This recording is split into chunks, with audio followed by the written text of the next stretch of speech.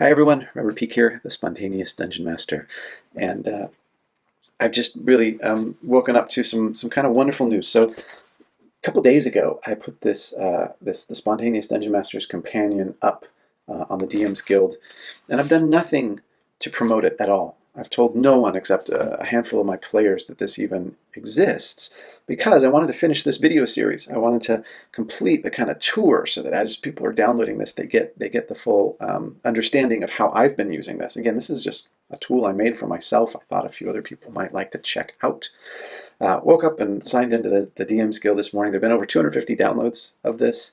And Jeremy Froth-Smith of the Thought Eater blog has featured it as one of the top free and pay as what you want contributions this week. So thank you, Jeremy. That's absolutely flattering, especially given the company of all the other contributions that you picked. And because it is a pay what you want thing, some people have not only downloaded it, but apparently come back and decided to pitch in $1 or $2. I now have enough to buy a really nice cup of coffee. And that just feels cool. That just feels like not only are people grabbing this thing, but they're finding it interesting and useful enough that they actually want to say, hey, I'm going to buy you I'll buy you a sip of a cup of coffee. And cumulatively, that's someone saying, good on you and thanks. It just felt great. It felt like, affirmational that this is something people want. It makes me want to make more of these videos and share them.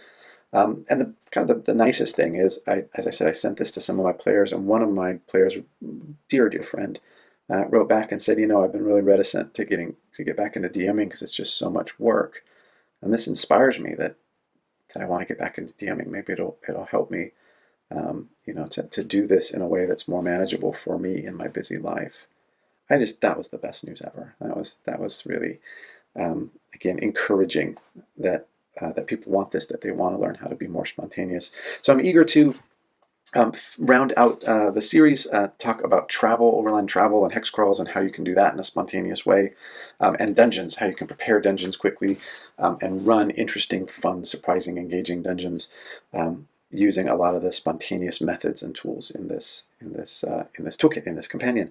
But first, while it's fresh in my mind, I just had a really, really fun session last night, and again, prepared it using the noun-based preparation. It took no more than 10 or 15 minutes to prepare the whole session. It ran for 2.5, 3 hours. We all had a great time, and it was absolutely critical that I deploy a lot of the spontaneous methods throughout the session, not only because I planned quickly, but because things went in very different directions than what I was expecting. So I'd like to unpack some of that, not only the noun-based preparation, but why that was so useful. So this is the kind of second example. We gave one example earlier, and so first of all, if you haven't seen the noun-based preparation video, go check that out first, so you can see what the method is a little bit. Then the very first one we did was around preparing a dungeon crawl. So this adventure follows right on from that dungeon crawl. They now have Hundel's hammers in their possession.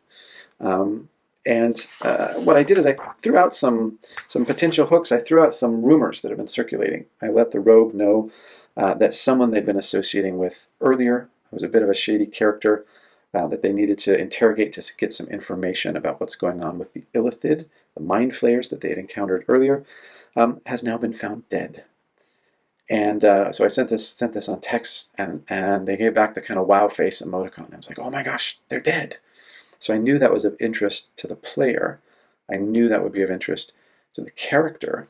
And so now I've got a dead NPC, and I thought, well, why don't I do a bit of a mystery? Who done it? Who knocked off Smee? So this is using noun-based preparation to prepare more of a kind of mystery or intrigue type of adventure, an adventure that doesn't necessarily have a particular location or a particular monster that you need to face, but the main subject matter is actually more intrigue and people interacting and whodunit and the mystery and intrigue type elements. So for this one, what I decided was that not only was Smee dead, but then I upped the ante a bit, and I said, you as the rogue also know that Smee was not only killed, but his brain was removed. And at this point, the rogue is totally freaked out. The player's probably a little freaked out too, because that definitely implies illithid. However, I wanted there to be a twist. I wanted this to just not only be about the illithid, but to leave it ambiguous about who could be doing this, who could be involved with this. So, who else eats brains? Well, zombies. Who makes zombies? Well, necromancers. Why would necromancers want to make zombies? I don't know. It just popped into my mind. Maybe they could be slave labor. And I like creepy dockside settings. So I decided, question one, what exists that is cool?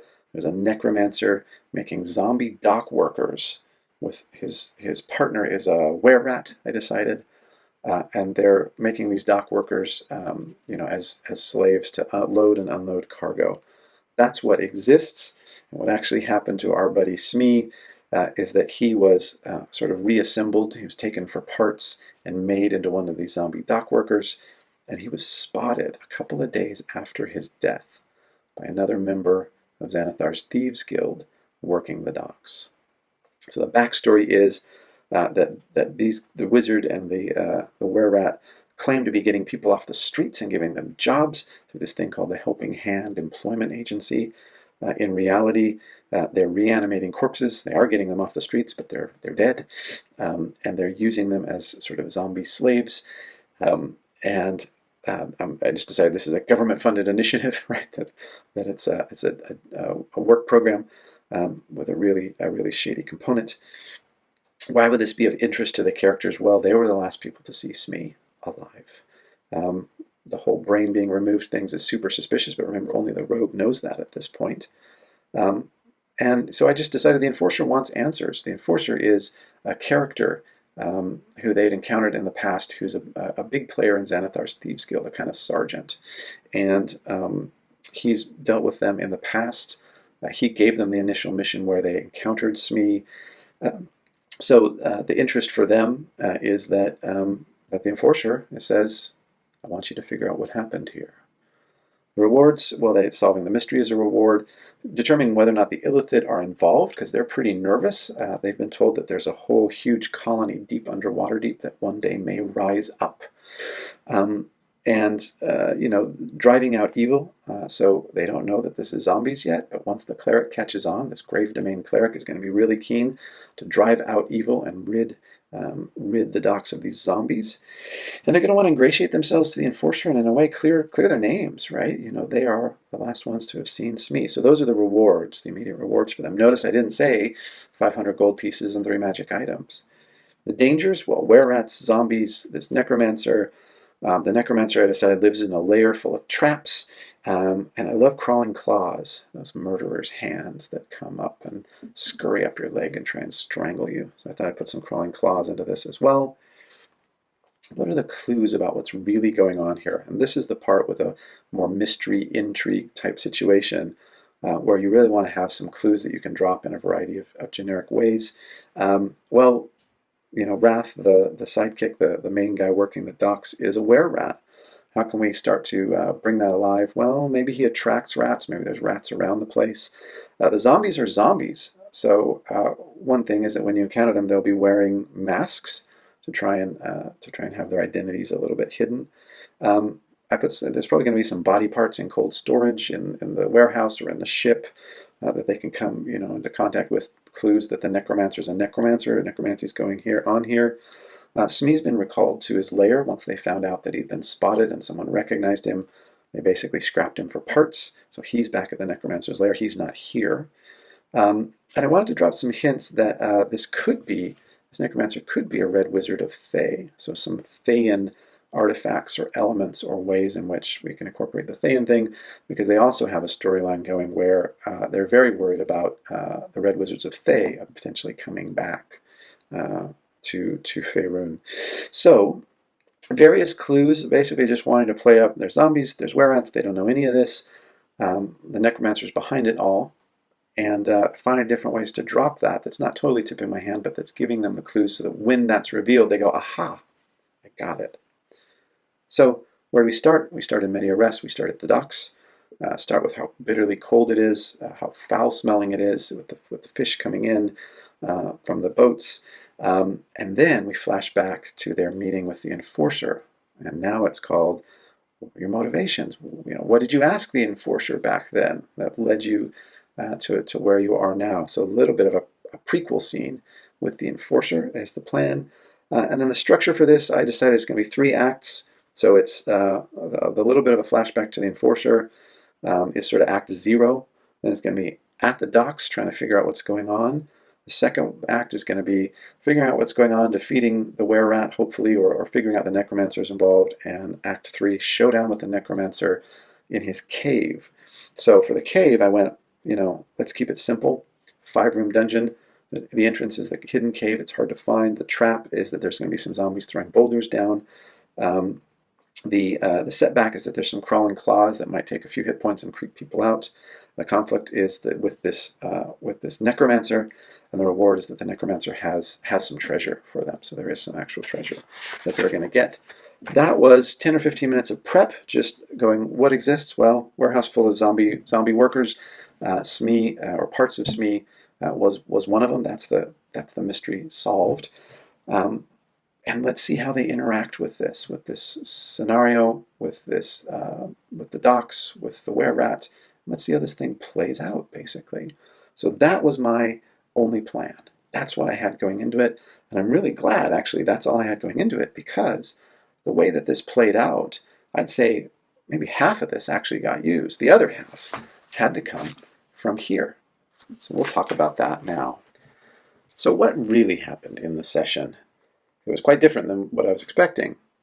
Basically, it started off about the way I was expecting, obviously. But there was immediately one quirk. The players, in interrogating the enforcer prior to the mission in the kind of flashback, were very interested in this character that had seen Smee already on the docks. Who was he? How did he know Smee? Could we talk to him? Well, certainly. So that was actually their motivation for going to the docks initially, is the enforcer had them meet this character. Who is he? Well, I didn't know. He was just part of the setup, part of the fluff. So I flipped in to one of my rollable tables, and I went, he's got to have a name, because they're going to have to meet him. So I immediately went to a rollable table. His name is Taman. He's a halfling. He clicks his tongue. That's his kind of thing. I also decided to put a bandana on his head, because why not? So they get to the docks. He's a halfling who clicks his tongue. He's part of Xanathars Thieves Guild. He's probably pretty sneaky. He just sneaks up on them. And he's standing there going, well. So the enforcer says you want to talk to me about some things. Go ahead, talk. I decided, being part of the Thieves Guild, maybe he was a bit of a kind of Chicago mobster. So I had a voice, I had a mannerism, I had a character, and they spent some time asking him, how did you know Smee? Well, we did jobs together back before we both joined the guild. Finally, they get up the idea that it would be good to go down and actually investigate the Helping Hands Employment Agency. So this is a warehouse and there's piers, 1 pier per warehouse on a long dock. And so I decided, yeah, there's the Helping Hands Agency, but there needs to be at least one other warehouse on either side. So on one side, they're cooking whale blubber. You can smell the horrible smell of the whale blubber. On the other side, they're importing ale. Big barrels of ale are rolling in off of that pier into the warehouse. And in between them is the Helping Hands. So they come up, and the first clue is that the dock workers are moving very, very slowly. They have these masks over their faces. Ostensibly, this is because it's a horrible smell. They're unloading fish, and the whole place just reeks of fish. Gentleman that they encounter, the kind of boss, this is again a were-rat. He has silvery hair. Rats are kind of swarming around him and all around in the warehouse. That makes sense because they're probably interested in the fish. But his teeth protrude. He talks a bit like this. So I just put the teeth out, and it automatically changes the way I talk. He's a bit suspicious. He's pretty glib. He doesn't want these guys around asking questions. He wants to get rid of them as fast as possible. So when the cleric offers to help and maybe make some arrangement with his temple, to help get people off the streets, it's such a wonderful, charitable thing he's doing. He asks him who his deity is, pulls out a silver coin and says, "This is my god." So they get the idea. Again, all of this kind of just improvised off the fly, that this guy can be bought. So then they try and bribe him. They have no idea what's really going on here. So they figure maybe if they pay him some coin and tell him that a friend of theirs was spotted here a few days ago, maybe even working for him, this is going to freak him out. So now he wants nothing to do with the characters. He wants to bring his dock workers back in as fast as possible, shut the door, and go call the boss and say, look, we got a problem. How's he going to do that? I hadn't figured it out. I had no idea how this werewolf was in control of all these zombies. So maybe it's because I was thinking of were creatures. He pulls out a silver whistle, like a dog whistle, and he whistles this thing, and they all slowly come trudging in past the characters into the warehouse. I'm sorry, we're closed. We're closed. I'm sorry. As the zombies are trudging past, again, they don't know they're zombies, but the cleric gets a terrible headache and thinks to activate his ability that allows him to see the undead. What do you know? He's surrounded by zombies. So they retreat, regroup, and try and figure out what's next. The rogue argues in her terror, that, hey, maybe we solved the mystery, and finally reveals, look, the guy was found without brains. This could be bigger. We could be in over our heads. The cleric at this point, though, is hooked in. These are zombies. These are an abomination to his beliefs. He's got to go in and he's got to find out more. So some great inter-party tension there already developed. And the warehouse exists. The zombies exist. They don't yet know exactly what happened to Smee, but they're starting to get a pretty good idea. And I have no idea what's going to happen next. I don't know how they're going to get in there. The door was open. Now it's shut. This guy's suspicious. He's calling the boss. Anything could happen at this point. But the thing exists, and they want to get in there. So they decide, with the cleric having a penchant for drink, to go to the ale importer. It's got to have a name. Just off the top of my head, it's called the Waving Wheat, and it's got waves and little bits of wheat or barley growing up, symbolizing the bringing together of the brewery and the transport over the sea. And there's two incompetent dock workers on the pier. They're rolling the barrels and occasionally tripping up, and they're not doing a very good job. And standing in the doorway, supervising them, watching them, is an NPC that I know they're going to go up to and interact with very soon. So once again, I roll on my table. This time again, I'm already on the page for the tables that have names and attributes. I roll, and this woman's name is Olga. And I immediately think of my Russian hairdresser, who's very blunt, very straightforward, and of course has a bit of a Slavic accent. And so they sidle up to her, and she has her arms folded, leaning in the doorway, and she says, "They're idiots, both of them." And immediately this is a character they want to interact with. They find her intriguing and glib and blunt. And the cleric decides he wants to buy her a drink. Could they taste some of this stuff? That gets her interest very quickly. They all go back. He sort of charms her and works his wiles buys her a drink, finds out that money talks with this one. The rogue goes in and spies on what's going on next door. And here I'd already decided the were-rat's got to contact the boss. He's freaked out. What they've done has set in motion what this character would likely do, which is call for reinforcements. And so he's there on a sending stone talking to the necromancer. And he says, they're onto it, we need help, and it's a good thing that we sent Shmi back for parts, back to their lair. So now I revealed what actually happened to Smee. Smee was found, Smee was scrapped, her parts sent back to the necromancer's lair. No, it's not to arouse suspicion. It kind of solved the mystery, but that wasn't quite enough. Now the rogue is very interested in the silver whistle. So she manages to get up over the rafters, adjoining the two warehouses, but unfortunately, because she'd been drinking quite a bit of this ale, she has disadvantage on her skill checks, and coming down, although she's normally very nimble, she manages to hit a squeaky board. The jig is up. The were-rat sounds the whistles. The zombies come to attack. She scarpers back up into the eaves, but in the wall between the two warehouses, and the cleric realizes, I need to get in there, and I need to deal with these undead. Out comes the hammer. Hundel's hammer, capable of casting Thunderwave. And so he does, and blasts a 15 by 15 foot square through the wooden wall into the other warehouse, revealing the undead and the were-rat in were-rat form with his sharp teeth. But this causes the wall to become unstable, and the rogue to tumble face down onto the floor, looking up at the feet of approaching zombies. great battle ensues.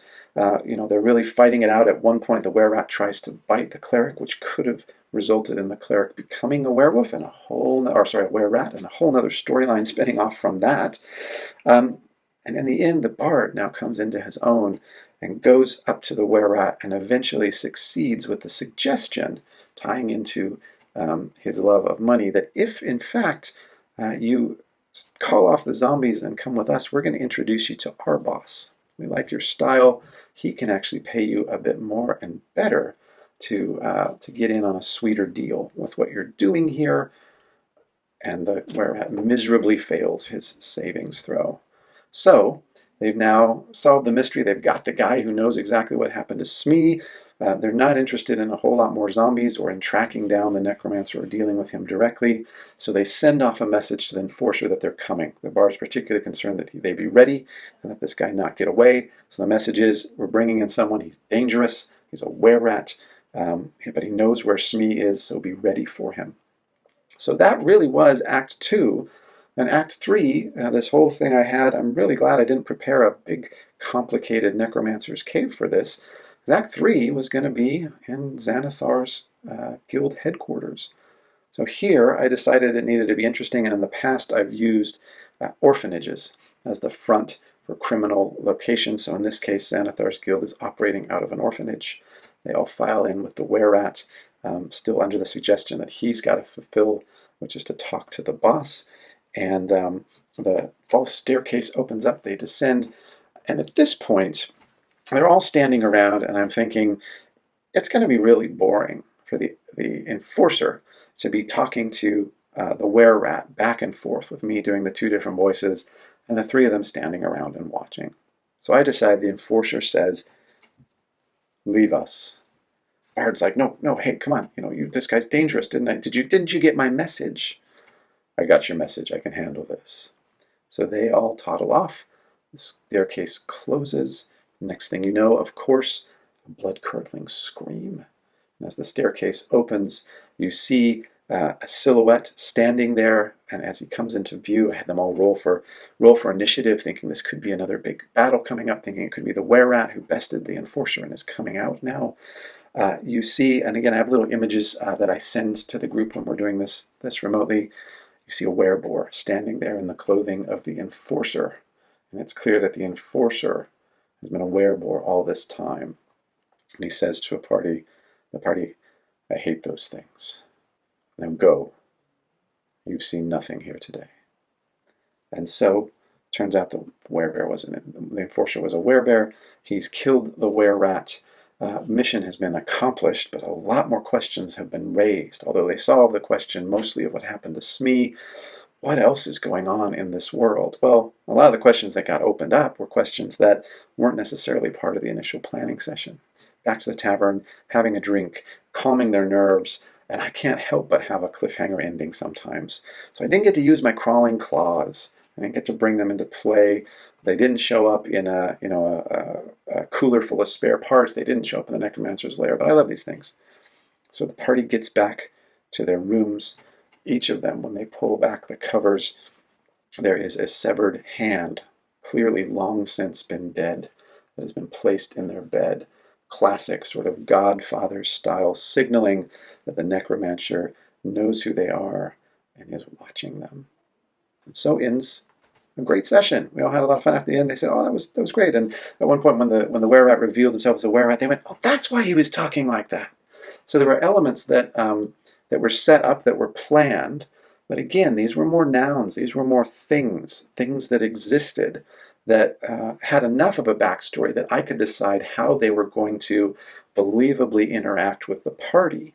And then stuff that didn't exist, that they went and took interest in, could manifest quickly and easily by sparking myself with some of the NPC tables, so that I could match the player interest and match where the players were going, so that the world around them was rich, believable, and explorable.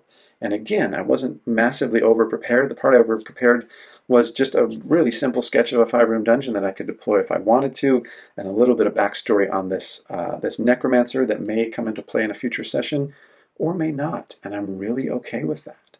because most of this, I'd say 50% or more, from the whistle to calling in the zombies to Olga, who they really enjoyed interacting with for a long time, to the wonderful, weird plot twist at the end that the enforcer, who was already an intimidating character in the guild, is in fact a werebore.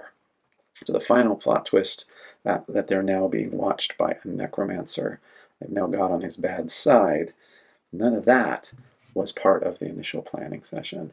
So hopefully that's a useful insight into how you can use noun-based prep in general to prepare a session very quickly that's around mystery, intrigue, social interaction, usually in a city, and how that played out as a practical example in last night's session, and how things didn't go nearly as expected, but I was expecting the unexpected, and I was using the tools that are, again, freely available for you to check out as well, to help me match player interest, match where they went, and move the story along in ways that surprised me just as much as my players in a lot of cases, and led to us all having a really good time, which is the point, ultimately, in the end, of all of this.